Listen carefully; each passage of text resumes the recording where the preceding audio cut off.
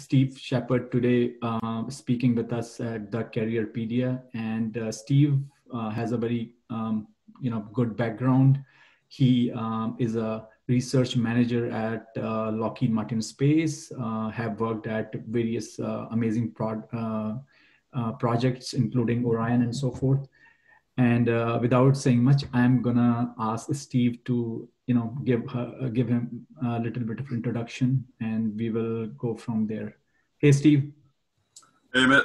Thank you very much for having me. This is exciting. It's my first YouTube video, so it'll be a fun experience. Appreciate you making the time. And just to start out, Mitt's been fantastic. He's been helping me, as a reviewer of my book, one of the first people to read the whole thing in its entirety, and has been a great support. So I really appreciate that. And now giving me a chance to do this YouTube video. So yeah, my background is I grew up in Michigan with a few stops in Georgia and Missouri when I was younger, but primarily Michigan. I live in Lansing, Michigan, Hazlitt specifically. And I went to the University of Michigan for aerospace engineering. I did my undergrad and graduate work there.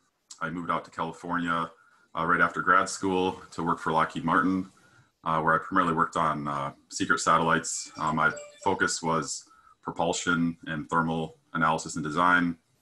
I moved over to optical sensing, and then now I'm the research manager for advanced materials and energetics at the Advanced Technology Center in Palo Alto, California. Great, Steve. So Steve, one of the things our channel does is the whole idea, premises of this channel is we want to tell students and early career professionals, and I think you are just a great example for them. And, with all the adversities you have, and we're going to come back to why we are doing this particular YouTube video is because you're one of the, I want to tell everyone, I have read this book, and this is one of the very fantastic book that is just going to come out, I think in August, right? Mm-hmm.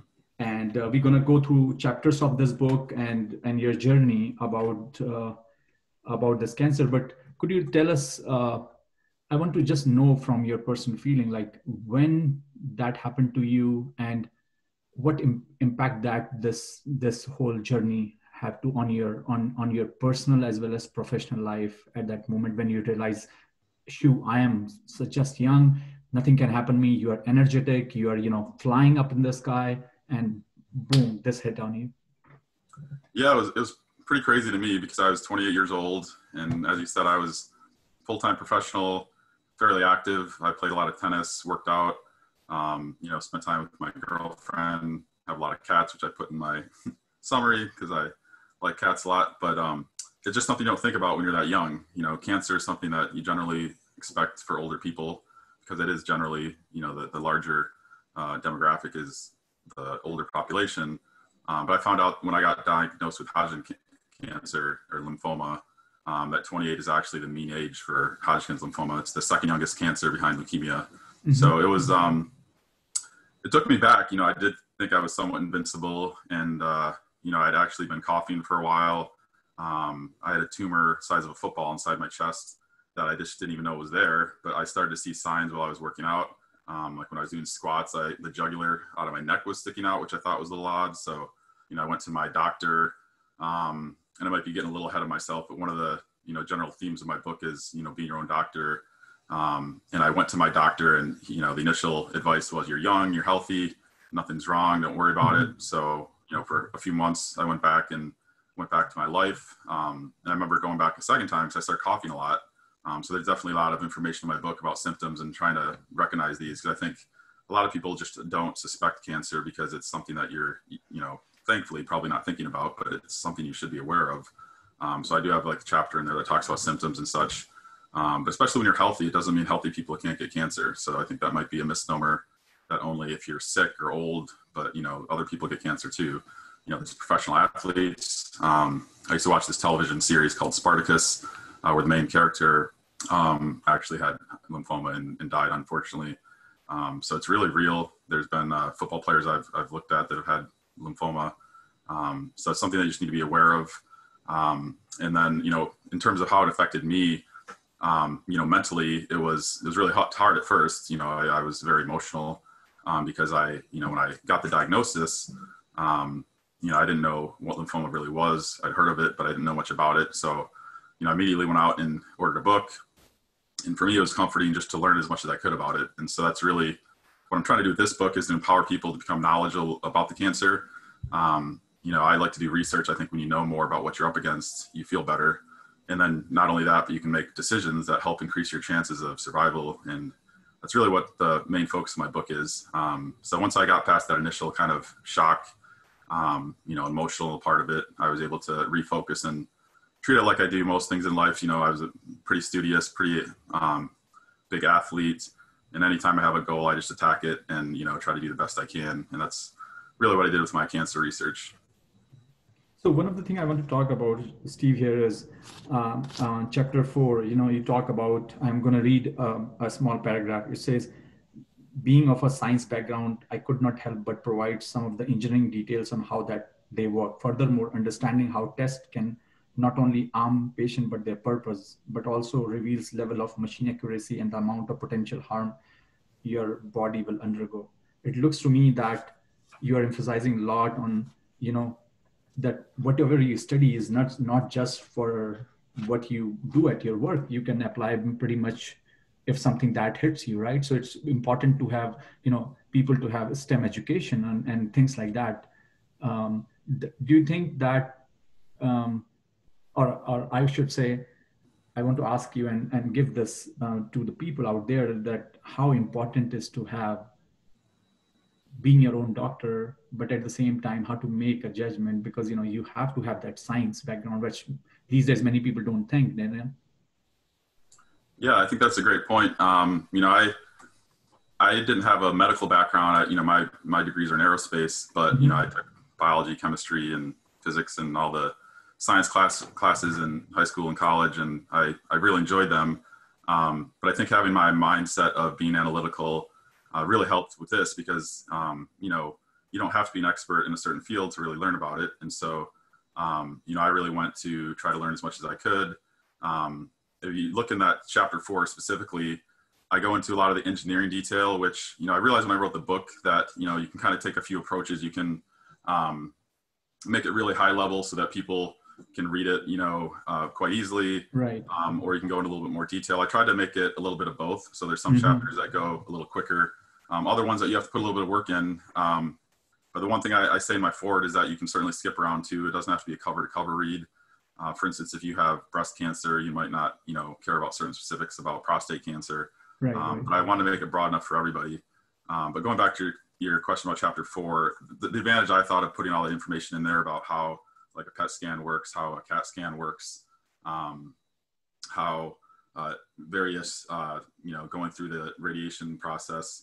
By understanding the technology, I feel like you can just know that much more about what's being done to your body. But how that really help you to guide, to understand, just not blindsided what doctors are saying, but to make a decision of your own, take that command on yourself. You know what I mean?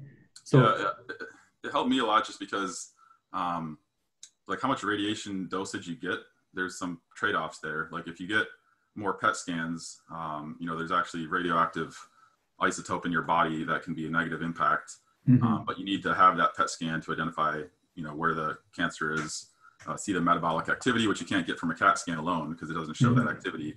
But you have to kind of weigh that with, how much damage is being done to your body. And then when you go through, I had chemotherapy, and afterwards radiation treatment, I talked to the radiation oncologist. I said, well, my tumor had shrunk.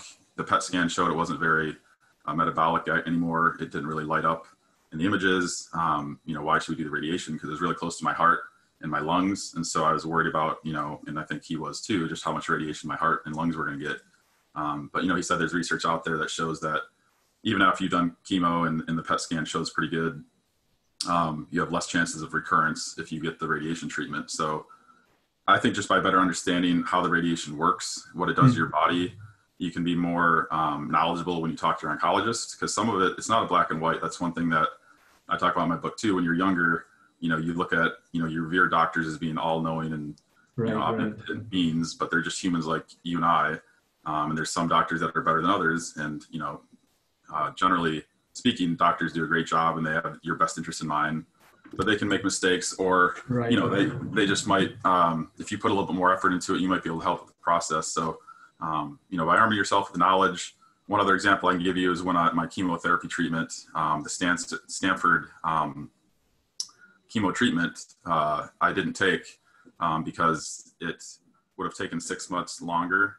I want to come to that is that another part. question? Yeah, Sorry, no, actually, I want to come to that part. I'm glad you explained that, because in chapter 8, you exactly talks about that, where you says, being 28, I am in a great shape, along with possessing a fighting spirit. I knew Stanford 5 was right for me.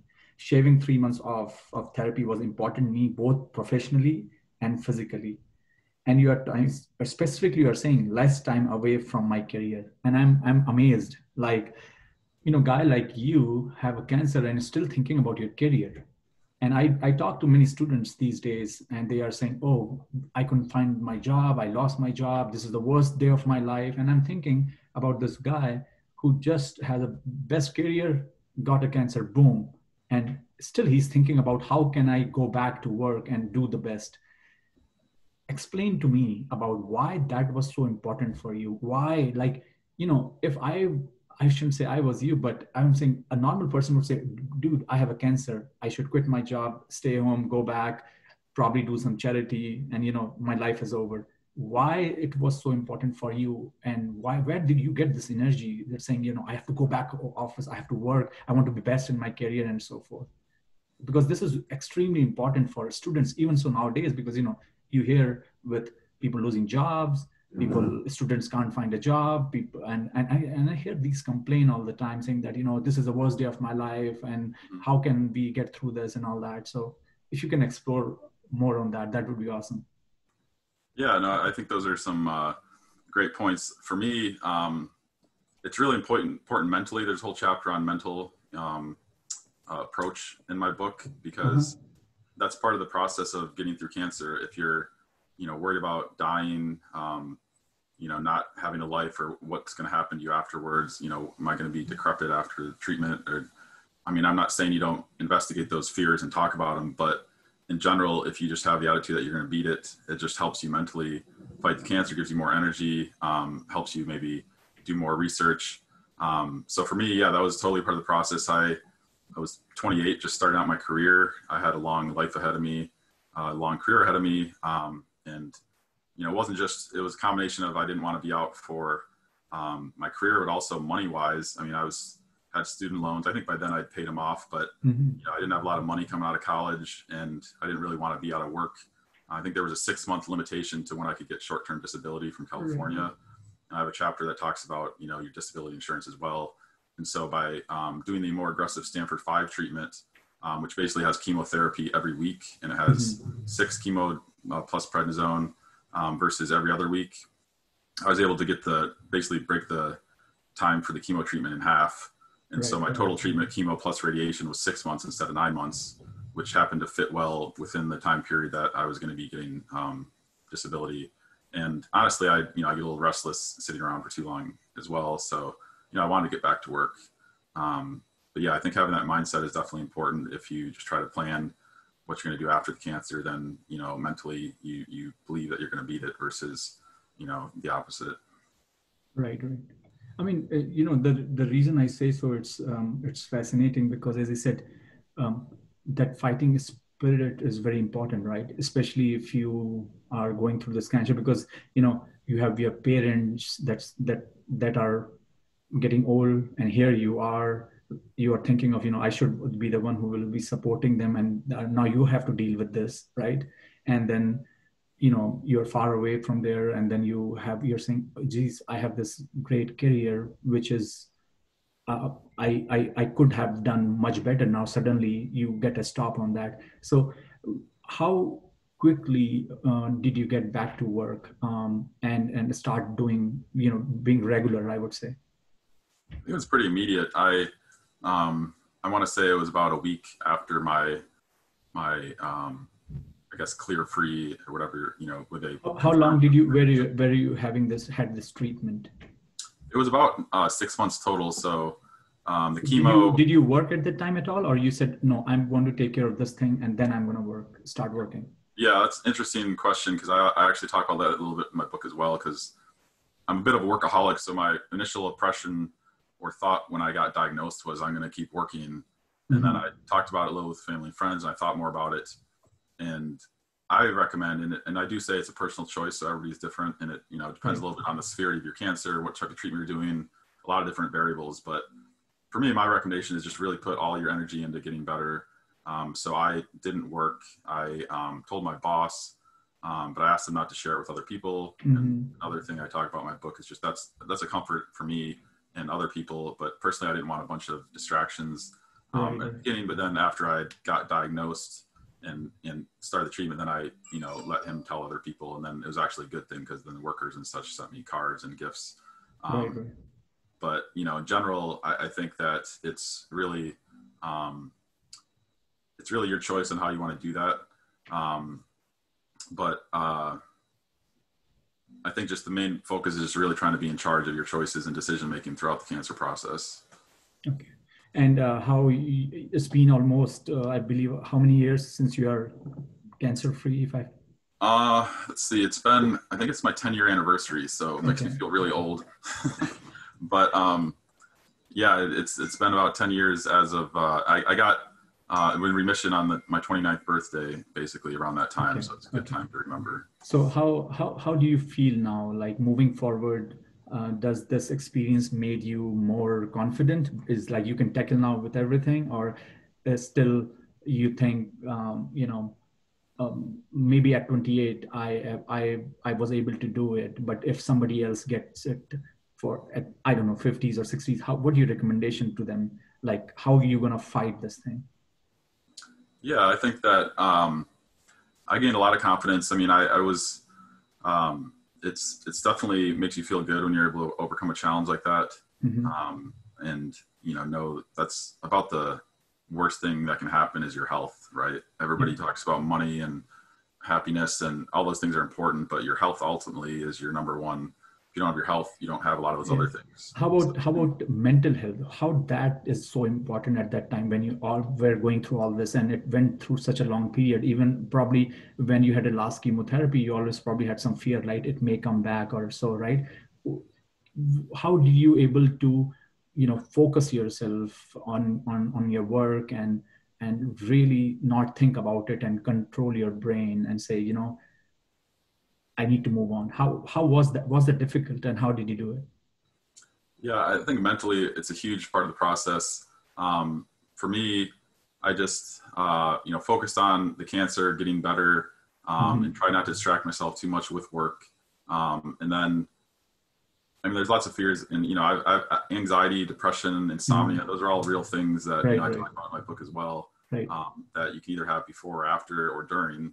I actually plotted my mood throughout the treatment, just to try to track how you feel and what you can do. And I think surrounding yourself with family and friends is really important, just to get that extra support.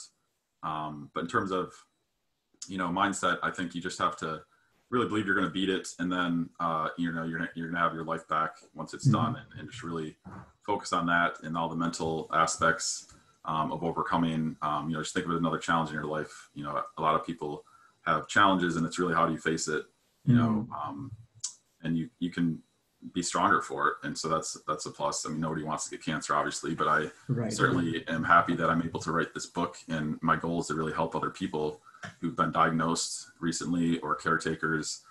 So there's definitely a silver lining in the whole process that I feel good about. Right.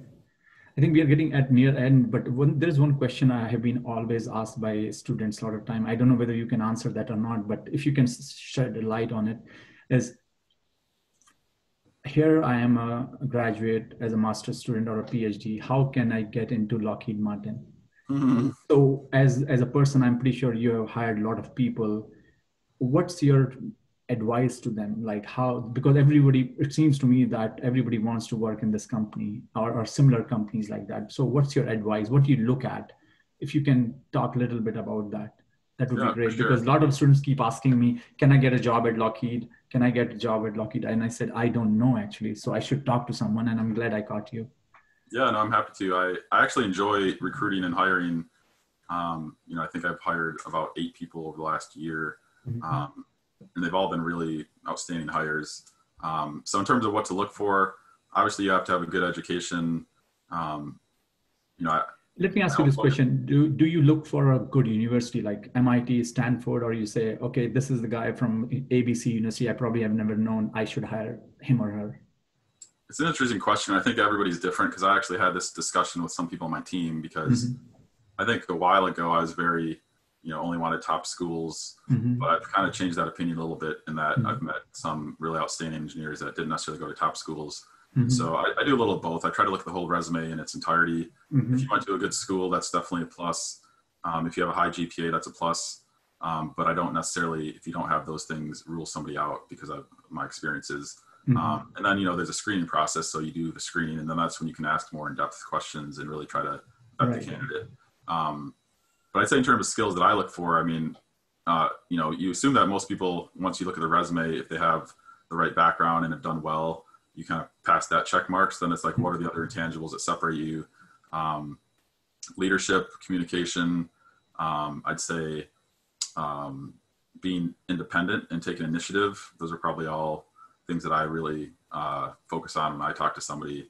Because you love as a manager if you can just give somebody a task and they go off and do it. And if they're dependable, get back to you, and they take some leadership and ownership of what they're doing. So, and then communication, that's something that you don't really get taught much in engineering school. I mean, I took a lot of humanity classes, which, I enjoy writing and reading. But I know in general, most engineers don't. But being a good communicator goes a long ways if you're in a company like Lockheed Martin. So those are all skills I would really try to put at the forefront if I was an applicant. And then I guess finally, I'd say passion for working in the aerospace industry. There's a lot of good companies out there like Apple and Google and different industries. And so I really ask, like, why do you want to work at an aerospace company, and why Lockheed Martin specifically? And, if you have a genuine answer for why, I think that really helps, because we want people that want to be there, really make an impact in the aerospace community. So that's all my side.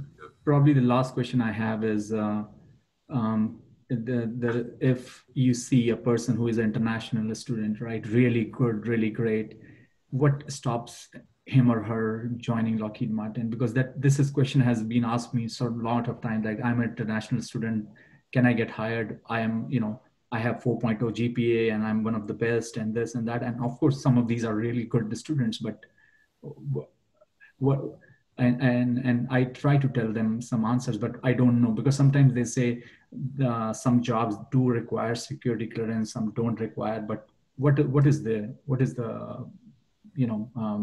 and for Lockheed Martin, I think it's pretty clear that you need to be U.S. citizen. And, it's somewhat unfortunate, because I know there are some great applicants that don't have that, but it's just the world we live in with espionage and whatnot from different countries. I won't get into a bunch of details, but it's a real threat. So you have to be careful. And that's not a policy I make. That's really Lockheed Martin policy. I've actually asked that question because I have friends who are not citizens who want a job, who I know would be great, but because they don't have that credential, so it's at least it's very clear what is needed. Now, there's other companies that are not defense related where you don't have to have that requirement. But for a defense company, I think in general, that's something that they look for. So like Lockheed, Raytheon, all these companies probably have the similar thing, I believe, right? Okay, Steve, thank you so much. But last question for you. When is this book coming out? Because I know I got author's copy, which I'm not allowed to share with anyone. But if somebody wants to buy this book, read this book, one thing I would say is definitely that being an engineering background, it took me probably I have to Google a lot of things to understand what those things are, which is awesome. I think I know a little bit of biology now, but for someone who wants to buy this book, what shape and size and color they come in, and when they can buy it? Yeah, for sure. There's really going to be 4 different versions. There's going to be a Kindle version. There's going to be a soft cover black and white, a soft cover color, and a hard cover color. And the reason for those different versions is because going through this whole process, just the price of printing, I want to make it accessible to a wide variety of people in budgets. So, students versus working professionals and whatever income level you have. Because the textbook, well, it's not a textbook, but it's similar in price when you get to the hardcover. It's probably going to be upwards of like $65 for the hardcover color. But then it goes down to about, 40 some dollars for the soft cover color, and then about $20 for the black and white paperback. And then Kindle is going to be $9.99. I'm also going to offer some sales for probably do a couple days where it's like 99 cents on Kindle. Because again, I just want to reach as many people as I can. That's really the goal. I didn't write this to make a lot of money. I mean, I actually went into it thinking that I could lose money because, I put in a lot of my own money to really publish. If you look at my forward, when you read it, or acknowledgement section, I think it talks about the whole process and just, what went into writing the book. And maybe we can do a separate YouTube video that really gets into writing it. Because I think it was really eye-opening for me to write this book. It was a goal, and it, I knew it was going to be a large task, but it turned into even more than I thought once I went into all the steps that it took. And I'm still, right now I'm into marketing. So there's all these different aspects of the book that I had to learn for the process that, it'd really be cool to maybe do a separate follow-up YouTube. I can talk more about that. So the other question I don't think I told you was it's going to be in August. It's either August 14th or a little bit later for the date. I haven't finalized it, but I'm going to finalize it probably within the next week or so. And I'm pretty sure it's available on Amazon or something. Yeah, you can pre-order the Kindle right now, but all the other 3 versions that I told you aren't available yet, but they'll be available probably by the end of the month. And that's when I'm going to set my launch date and, have a launch party maybe. Okay. I hope I can join that party though. Yeah, for sure. Yeah, it was great talking to Steve always, but thanks very much.